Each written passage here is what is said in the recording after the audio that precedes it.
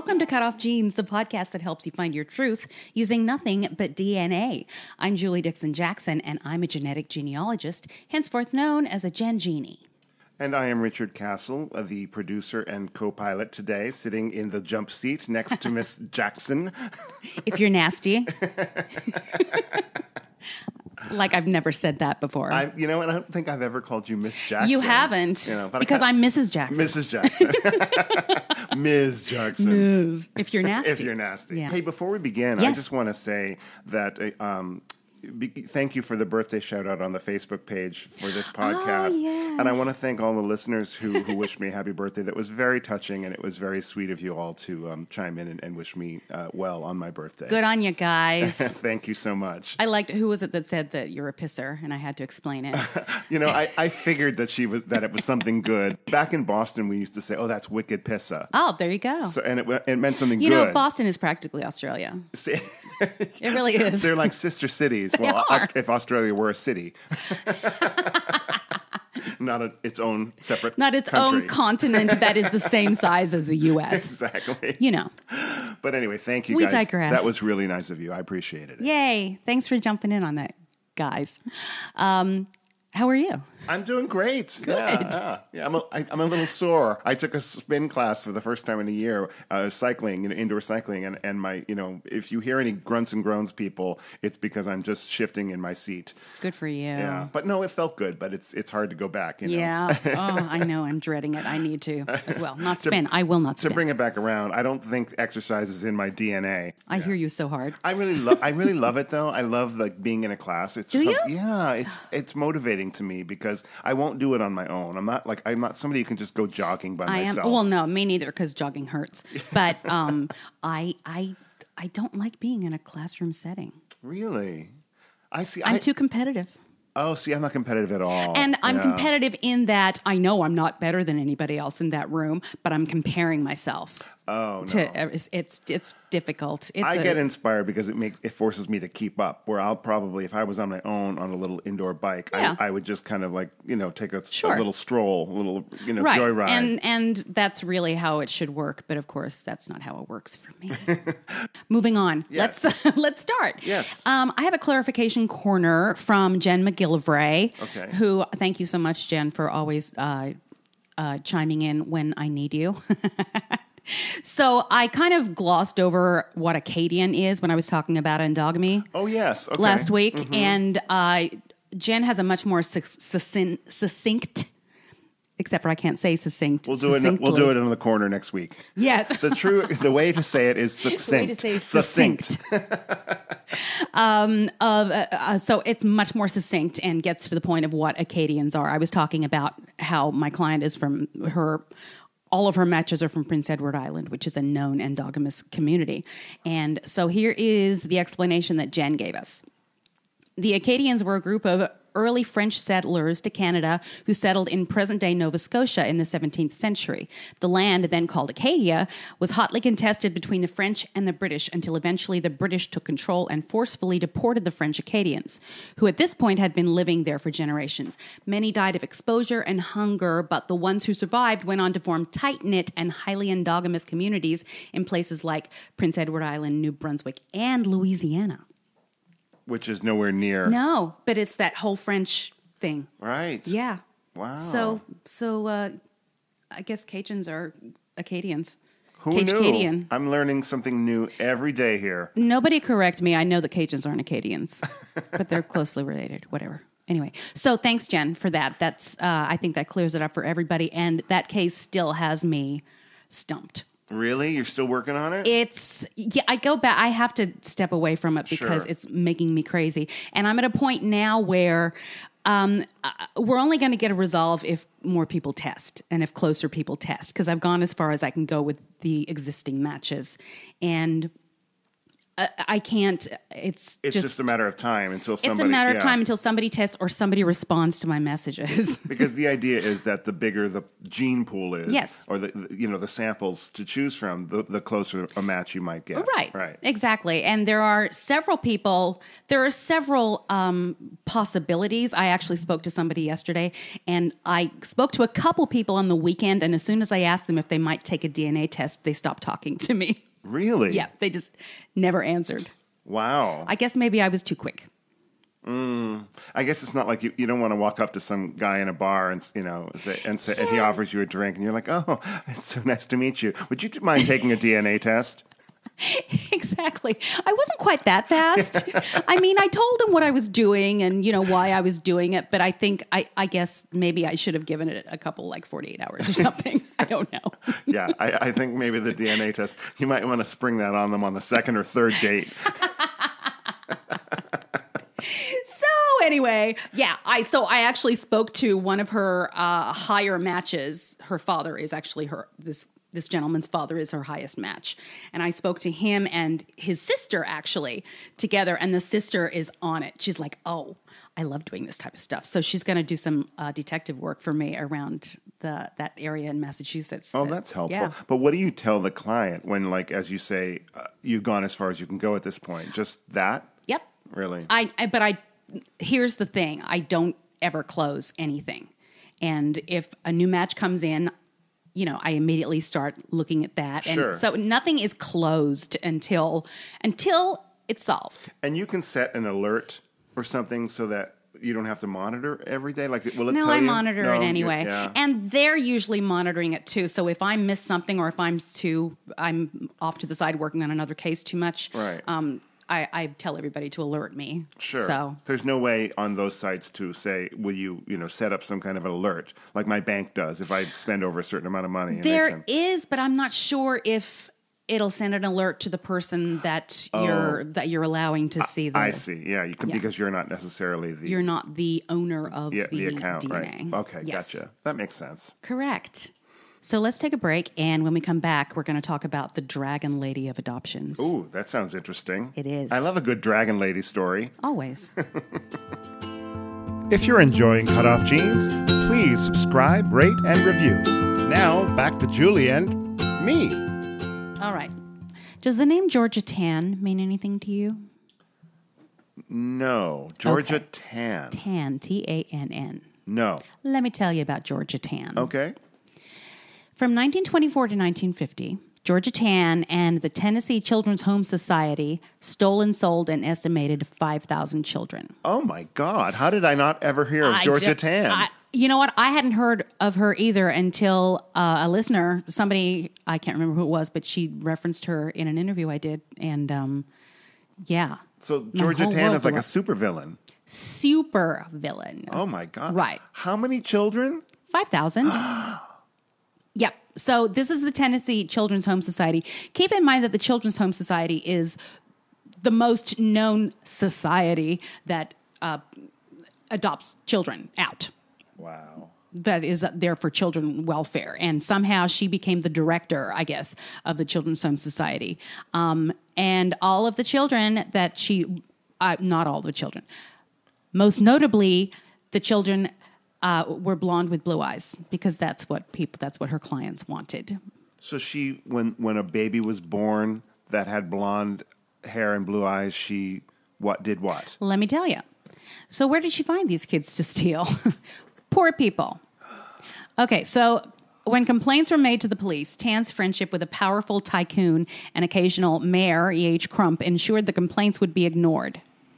Heck, sometimes the police were helping her nab kids. So they would nab kids from low-income families. She would pick up newborns from prisons and mental wards. Oh, my God. Babies born in hospitals weren't safe. She'd bribe nurses and doctors in birthing wards to snatch up a few infants for her. Said nurses and doctors would then tell the parents that the child was stillborn. Oh, didn't we just do a story about that? We did last week. Yes, last week. Right. So once she had the children with her, she'd make her money by selling them to unassuming families. She even had ads in the newspaper because why not? The real money came from interstate adoptions. adoptive parents from places such as New York and Los Angeles were willing to spend $5,000, which is by today's standards nearly $70,000. Because we're talking, you said it was between 1920 something. 1924 and 1950. That's a long time to be able to do something that to get away with nefarious. Well, listen to this. June Allison and Joan Crawford are two of the people that adopted children from her. Christina. Yep. Get me the axe. Yep. Oh, really? Yes. And the twins. There were twins, too. Oh, and Christopher, too. Christopher, Christina, and the twins. And they were blonde hair, blue-eyed they were. children. The twins weren't. But Christopher and Christina were, if I recall. So we're not saying that those were children that were necessarily snatched. Not necessarily, but who knows? I wonder if Christina Crawford has ever done DNA. Well, if I were... I'm going to call her. If I were her, I probably wouldn't, because what if it turns out, something she was even snatched? Worse. It's even worse. Well, she'd have another book to write. Right? Yeah. How did this take a turn? Georgia Tann, dearest. Yes. Oh, my gosh. So while she was swimming in money, she wasn't making as much as she could have been because children were prone to dying. In the 26 years that Tann and the Tennessee Children's Home Society were in business, it's estimated that around 500 kids died at the hands of Tann, either through poor care or suspected abuse. This is horrific. This I know. is like the kind of stuff that I'm surprised I've not heard about. It has to do with politics. She was in the pocket of local politicians. And so the Tennessee Children's Home Society knew she was doing this, or was she doing this secretly? I think were they she involved? ran. Maybe I should have researched more. I think she ran the Children's Home Society. Okay, so she was the she was the police. Right, exactly. It says the scheme entered its twilight days when Gordon Browning, the political enemy of Crump, who was Georgia Tann's friend, was elected mayor. He soon caught wind of the whole selling babies racket and launched into an investigation. She knew that without Crump in power, she had decidedly less influence than she used to, and the investigation would likely go through. However, it never did. She died of cancer a few days later in one of the world's worst coincidences. 2 months later, that's not funny. 2 months later, the Tennessee Children's Home Society was shut down. Wow. Yep. There's a book called The Baby Thief, The Untold Story of Georgia Tann, the baby seller who corrupted adoption. I was going to say that sounds like a really interesting book. And it's also a TV movie from 1993 called Stolen Babies, starring Mary Tyler Moore and Leah Thompson. Really? Yes, I think I may have to watch that this afternoon. Oh, definitely. Mary Tyler Moore? Yeah, she was Georgia Tann. Oh, wow. Yeah, we got to see that. Let's all watch that together, you guys. Yeah, she could turn the world on with her baby snatching. No, but Mary Tyler Moore did Ordinary People right after she did her series, and played not that. so ordinary people. No, what I mean is she didn't always play that girl next door absolutely. in her later career. She played some dark characters. She was an actress to be. Georgia Tann. So Georgia Tann, everybody. I'm just, you got to wonder now, the people, I don't know how many of them would still be alive, but the kids, who might be doing DNA and be able to find out.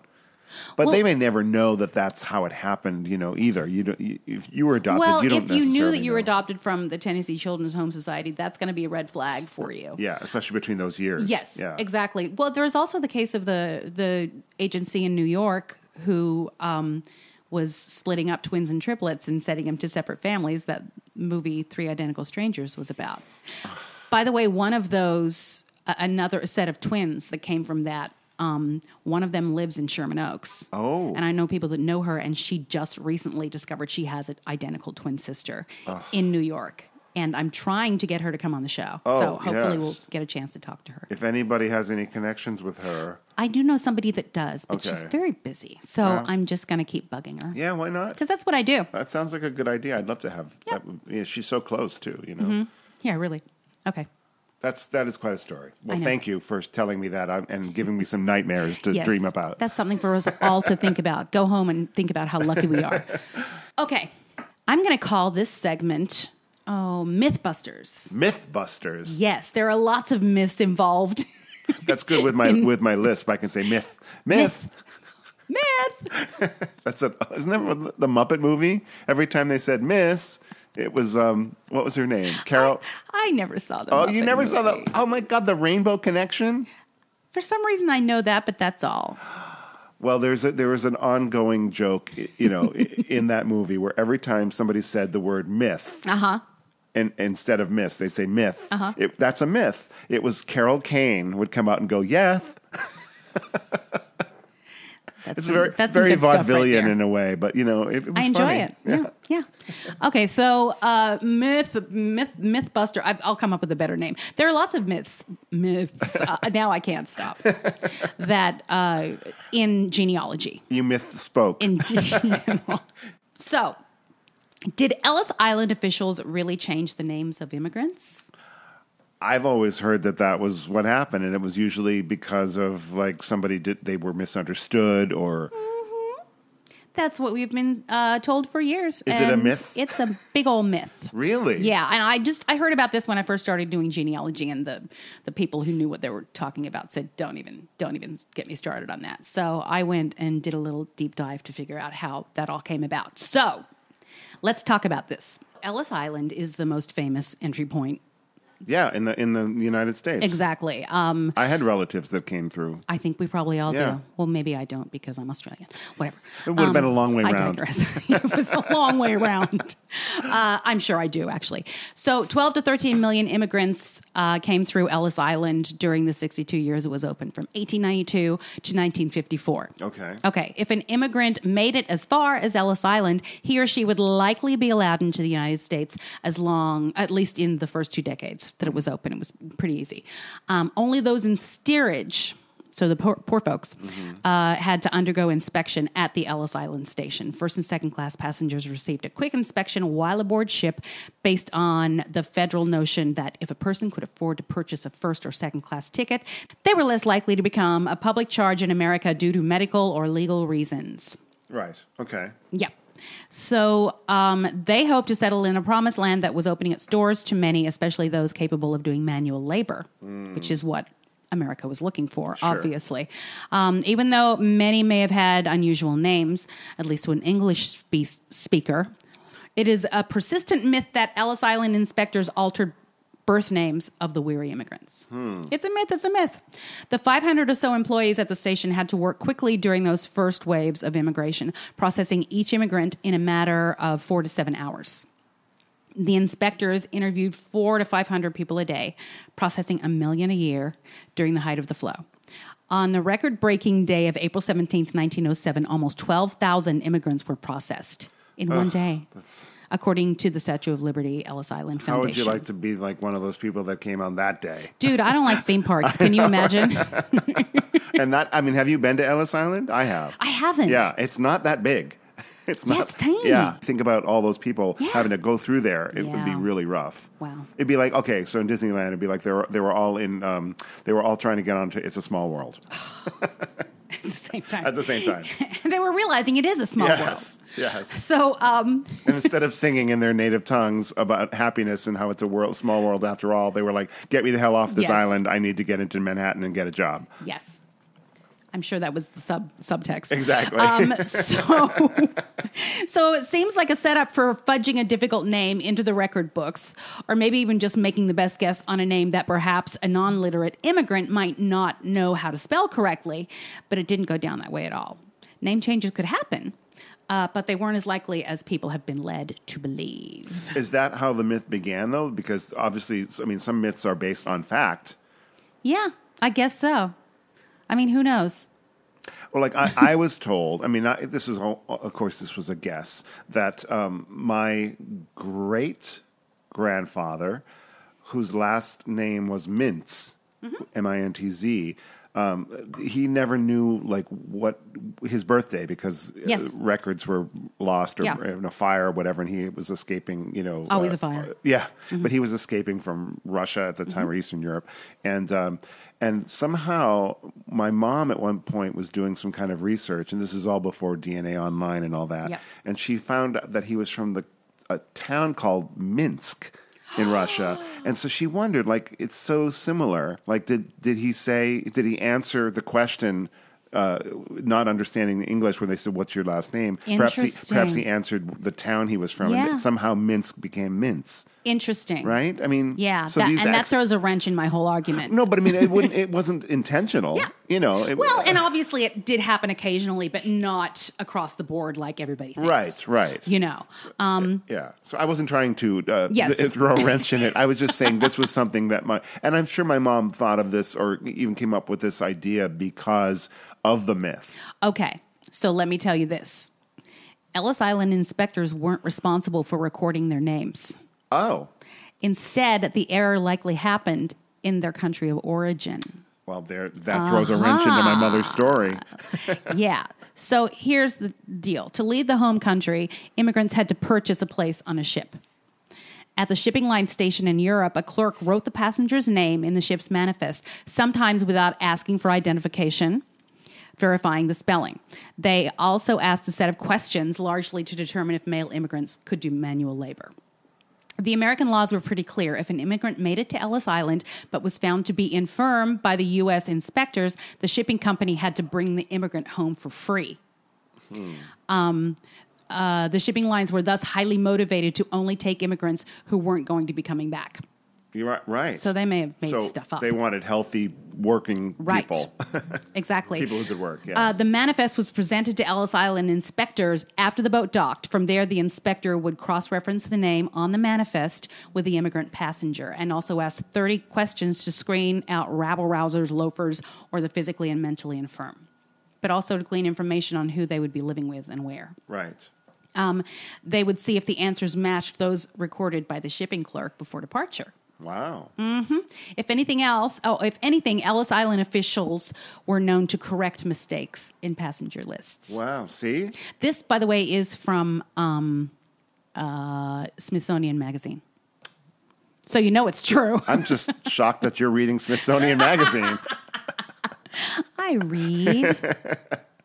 No, that is really interesting, especially, because I know I have relatives that came over, on both sides of my family that went through Ellis Island. Yeah. So, yeah. But wait, there's more. Oh. So more commonly, immigrants themselves would change their names, either to sound more American, very common, or to melt into the immigrant community where they were going to live. If name changes happened with any frequency on Ellis Island, it was not noted in any contemporaneous newspaper accounts or in recollections from inspectors. It's also unlikely a foreign name would flummox an Ellis Island inspector. From 1892 to 1924, 1/3 of all immigrant inspectors were themselves foreign-born. And all immigrant inspectors spoke an average of 3 languages. Really? Mm-hmm. One of the best-known interpreters was Fiorello LaGuardia. Who became the mayor. I have to say that again. One of the, I sounded like a drunk person. Fiorello LaGuardia. One of the island's best-known interpreters was none other than Fiorello LaGuardia. It's hard to say. It is hard to say. And yet they wrote a musical about him. I know. Right? Yeah. That's the only reason I've never seen the musical, but I wonder if they touch on his days on working on Ellis Island. I have actually done a reading of the musical. Oh. I played his second wife. Well. I don't remember. I just remember he was a lawyer. Wasn't Tom Bosley in that original cast? He was. Before Happy Days? Yep. Yeah. Poor Tom. Oh, well. Why is it poor Tom? Too soon. He left us. Oh, well. Okay. Where'd he go? To the other side. Well, he had some happy days. Thank you. Oh. And some probably not so happy, as all of us do. Well, I digress. I like the idea, though, that these immigrants that came in at Ellis Island changed their name to sound more American. Like that, Absolutely. like they thought that might give them a leg up, or perhaps they wanted a fresh start, or it's like almost like a stage name. If you recall, my third great grandfather was Norwegian, and he changed his name to Price. Yeah, see, not a Norwegian name, everybody. Right. It's a problem. It kind of messes you up when you're doing DNA testing and trying to find names because the names suddenly change. But I understand why somebody might want to do that, especially if they're coming to live forever. Like they're not just visiting; they're here to stay, and they want to establish a new life. I want to fit in. Sure, absolutely. Makes perfect sense. That's the reason I lost my Australian accent so fast. Yeah, and same with my Boston accent. Because you remember when you met me. Newsflash, you still have a Boston accent. A little bit. Kidding, you don't. I have I never lost the East Coast edge. But I can go back. When I go back there, I do go into it. When I go back to Australia, I pick it up really it's very fast, easy. too. Yeah. And I changed my name back. No. It's good. To Kennedy. Oh, my gosh. So anyway, LaGuardia, he was a congressman and 3-term mayor, obviously, of New York City. He worked at the immigration station during the day and went to law school at night. Wow. He was the son of an Italian father and a Jewish mother. And he spoke Italian, German, Yiddish, and Croatian. Wow. Impressive. I know. No wonder why he became mayor. And beloved, right? I mean, beloved and appropriate. And an airport is named after him in New York, LaGuardia Airport. And I used to live right next to LaGuardia Place in New York. What other LaGuardia references can we come up with? I don't know, but I remember visiting you in New York. And it was right off LaGuardia Place. Was it? Okay. Yeah. It was in the Village, right? Thompson and Bleecker, and LaGuardia was the next street over. See? Gosh. You guys are learning so much today. About us. About us. Maybe not about DNA, but you know what? You might want to learn a little more about us. Just for a change. It's fun. Yeah. Okay. The lack of detailed records in many cases means that immigrants' descendants often build their own stories about their names, sometimes holding Ellis Island inspectors responsible, says the Immigration Service. So that really is, I think people come up, they hear things, and then they expound on the stories, and then it becomes family lore, and then they think it was really true, and Bob's your uncle. Yeah, no, or not. That's really interesting. I would love I would love to see what the percentages are of how the names changes, like how many were mistakes, how many clerical errors, misreadings, whatever, and how many were people. I bet there's no way of even I know figuring that out. But that I just, when you asked if I've been there, I haven't been there, and that's crazy that I haven't been there. What's wrong with me? I don't know. You lived in New York. You had time. I wasn't a genealogist then. See, though. I know. Yeah, you were young and you didn't care. Young and stupid. No, you weren't stupid. All right. So that is the myth of the day. If somebody tells you that their name was changed because the immigration officers couldn't understand their relatives, you put them in their place. Yeah, that's right. That's right. And say, Jules sent me. Yeah, that those people were educated and spoke 3 languages like Fiorello LaGuardia. Boom. Say that 3 times fast. I can't. Okay, we'll do it on the break. Thank you for listening to Cutoff Jeans, the new podcast starring Julie Dixon Jackson. All right, we're back. Hey, before we go into story time. But I want to go into story time now. Hold your horses. Oh. All right. I only got a dog. I'm sorry. Hold your dog.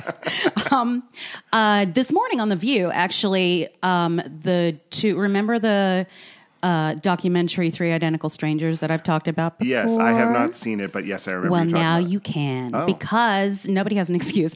The two of the brothers were on The View this morning because I think starting this weekend, which will be this past weekend, so it'll probably rerun, they're playing 3 Identical Strangers on CNN.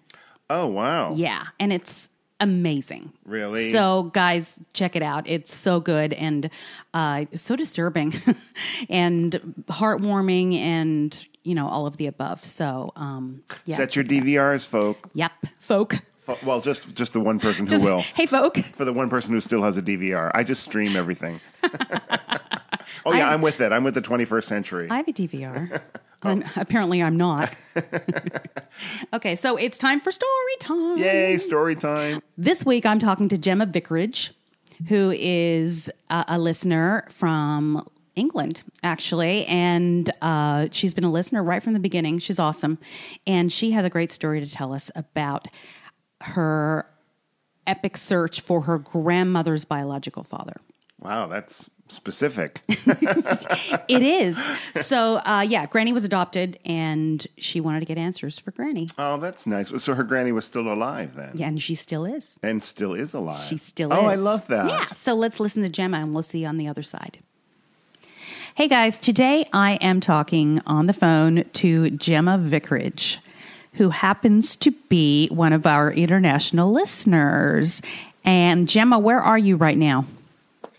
I am in Hockley in Essex in the UK, just about an hour from London. Gemma, you have a fantastic story to tell us, and I'd like for you to talk to us about it, if you could. Yes. Why don't you start by just telling me your background, why you got interested in it in the first place?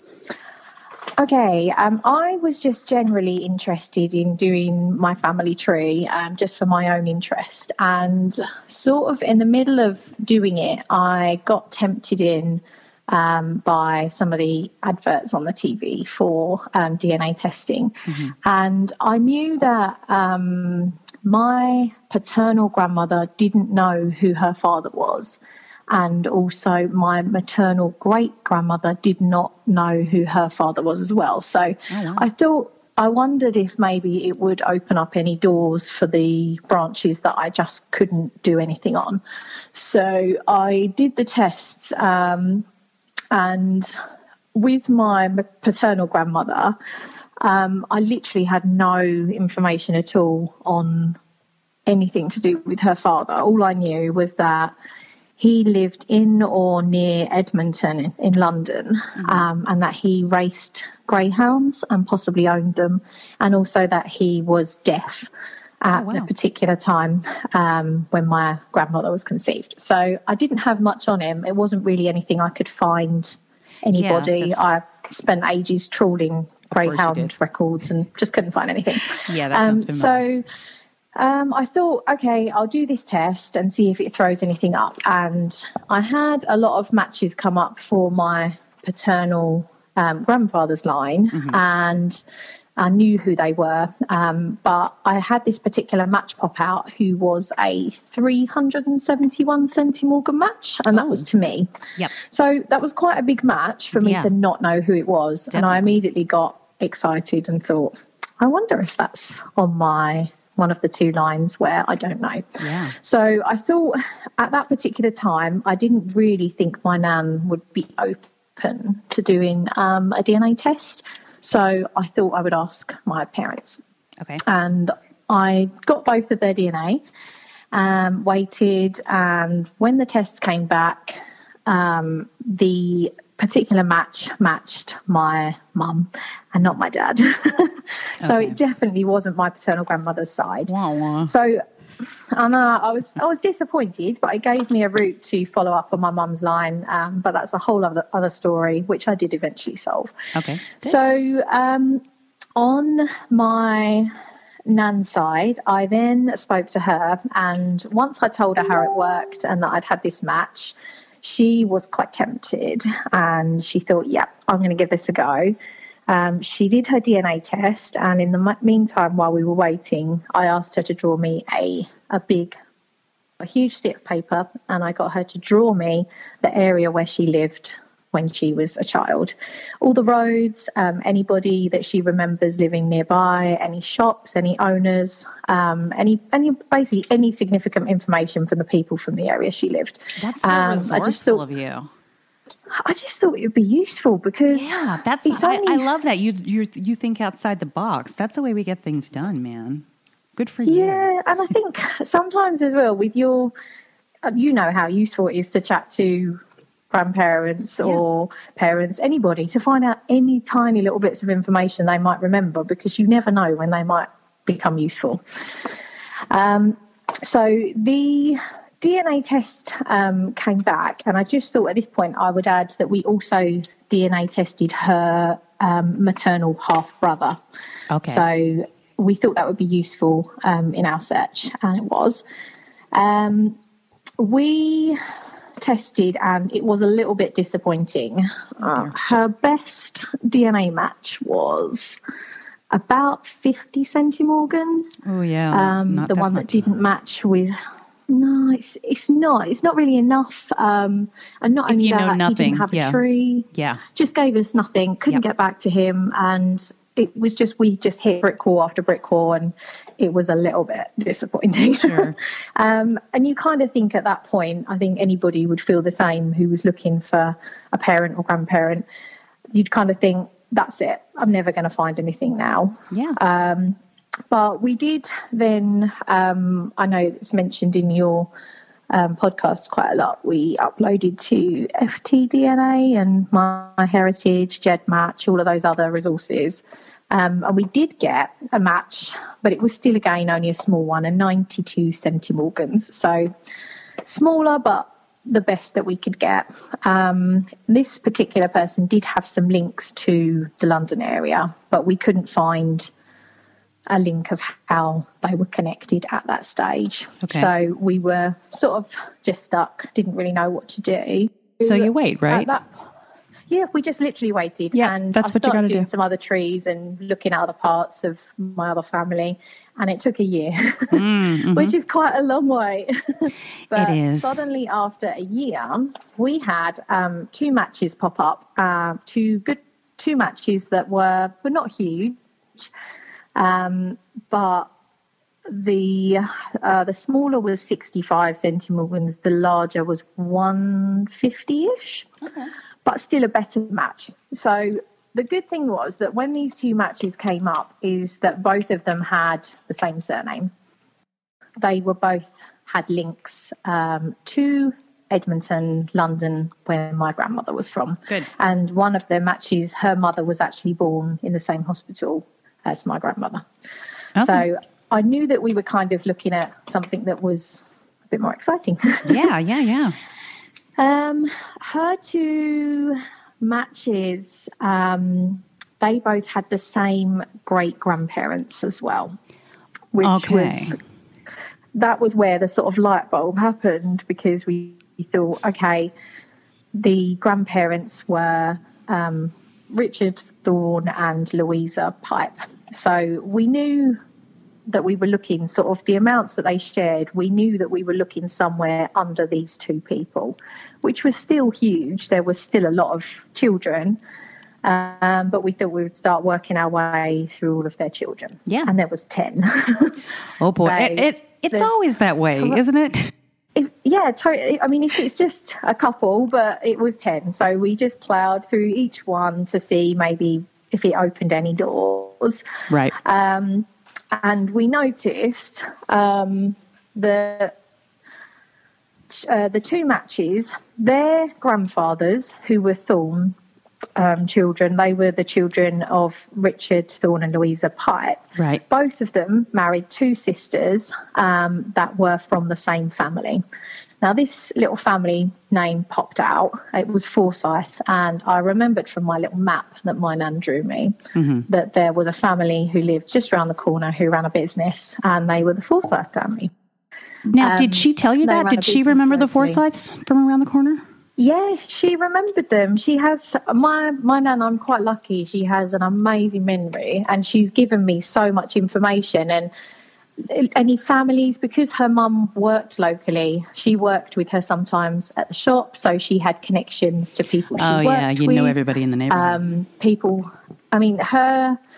The time of year that she was born in 1940, and I think typically in a situation that there was with my grandmother, people would have normally been adopted, but her grandparents were really supportive, and they must have had a really nice support network of people around her. So I think they were quite a liked family, and they had a lot of friends. So I think she knew a lot of people, which was really useful. Okay. Yeah. So I got a little bit excited, phoned my nan, and she was really excited. She thought we were closing in. And when we looked at it, we spent quite a long time going through all of the families, and I just couldn't find the links anywhere. And I kind of thought, I'm so close. How can I, when you're there, but you just can't find the answer. Yep. And I thought, I'm just about ready to chuck this in. I can't do it. And I didn't know at the point I started, I'd kind of only learnt myself. So I didn't really have anyone to ask. I was just sort of looking on the internet for answers and trying to find more ways of doing it. Yeah. But then when I then went back, I thought, okay, let's go right back to the couple at the top again, Thorne and Pipe, and just have a look at their children and not the 2 women that the 2 brothers married. I had as well on the Forsyths, I had found that these two women, the grandmothers of the 2 matches, I found that they actually had some half siblings as well. And what I hadn't realised is I'd found their trees on Ancestry, but when I contacted them to ask if they would maybe consider doing DNA tests, they advised that they had, and they sent me all their numbers on GebMatch, and she didn't match any of them from that family line. So I kind of started thinking, I don't think the connection is Forsyth. Let's go back to the Thorns. So I carried on working through the brothers and sisters of these two Thorn men, went all the way along, and I hit one of them. That was Richard. And I noticed when he got married, he married a lady called Emily Gardner. Now, right at the very, very beginning, that was the name of the match on GebMatch, our 92 centimorgan. She was Gardner. So I started getting my brain ticking and thinking, okay, we're going somewhere. And I think you'll know what it's like. You sort of feel like a bit of a steam train once you find those little links and you just can't stop. And I was working all hours right through the night. Yeah, that's one of those all-nighters. You just have to do it. You can't stop, can you? No. So I just kept going, and I realised that this particular couple, Richard and Emily Gardner, they had 5 children, and they were all born in Edmonton, which is the area that my grandmother was born in. Yes. So 2 of them were women, so we could rule those out straight away. The 3 boys, they were all born in the right sort of years that they could have been a father to my grandmother. Right. And they all had a similar year of birth to my grandmother's mother as well. Okay. The 3 boys, there was no family at all for 2 of them. It was just a complete dead end. There was no marriage records. There was no records of any children. I couldn't find anything at all on them, which is really strange. Yeah. Because you normally find something. When were they born? Snippet, you know, people generally. We had Bertie, who was 1904. Oh, okay. So there should be records of them. Yeah, okay. Yeah, definitely. Yeah. And Les, who was 1912. So there was a record taken in the UK, the 1939 census, which is really, really useful. It gives you so much information. Yes. And because my nan was born in 1940, it was a resource that was quite handy because I could see exactly where everybody was in the year that she was conceived. So yeah. Oh, that's great. These 2, out of the 3 brothers, William and Leslie were living in the family home still with their older sister. Okay. They didn't have any children. They'd obviously just stayed single men and stayed at home.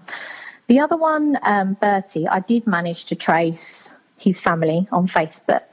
Did a little bit of Facebook sleuthing. As we do. And I had a little chat to Bertie's grandson, who I didn't know where he lived at the time. But when he was chatting away, I said, might you consider doing a DNA test? And he was a bit interested and thought, why not? Okay, I'll do it. I asked where he lived, and he lived in a place called Braintree in Essex, which is only about an hour from me. Okay. But it was an area I just so happened to be visiting the very following day. Oh, how handy. That's not even a lie. I promise. I was visiting there for something else, and I literally bit the bull by the horns and just said, okay. I was messaging him on Facebook, and I just said, can I come tomorrow? And he said yes. So the next day I drove to this guy's house, got the DNA test done, and he was so very familiar. Interesting. It was just a bit strange, very like my uncle. And we had a little chat. He seemed very nice. I put the test in that very same day and waited and waited, and the test failed. So we were no further on. You guys know by now I'm going to make this a cliffhanger, right? It's always a cliffhanger with you, Julie. It has to be.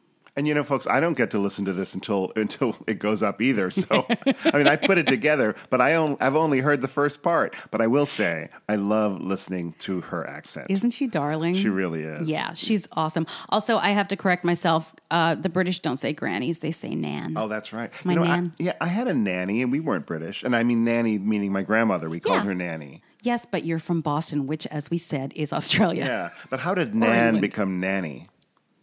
Because nanny she's your nanny because you're a little kid and you add E to everything.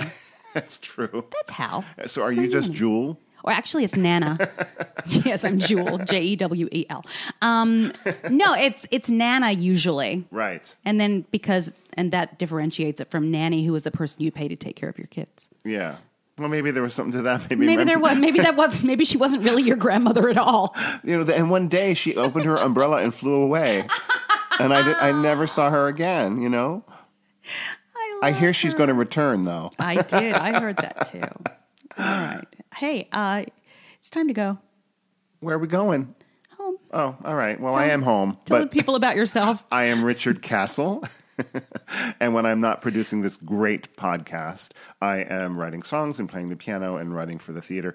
And I have a website, richardcastle.com, you may want to check out, or you can follow me on Twitter at Castle Songs. Yay. I'm Julie Dixon Jackson. You can find me on Twitter at Jules Jackson with 2 O's, not 2 O's at the Jackson. It's not Jules Jackson. Somebody mentioned that. I just wanted to point that out. And you can find me at Jules Jackson on Twitter. You can find the podcast at Cutoff Jeans Pod. You can find the podcast group on Facebook, Cutoff Jeans Podcast. Answer the question. Be witty. Or not, I don't care. And you can send me an email if you want to julesjackson@cutoffjeans.com. Do you like these this new pants that I'm wearing? I do. They're a little tight. I think I need to take something out of them. What is it? Rich. Yes. The truth is in your jeans. Oh, that's it.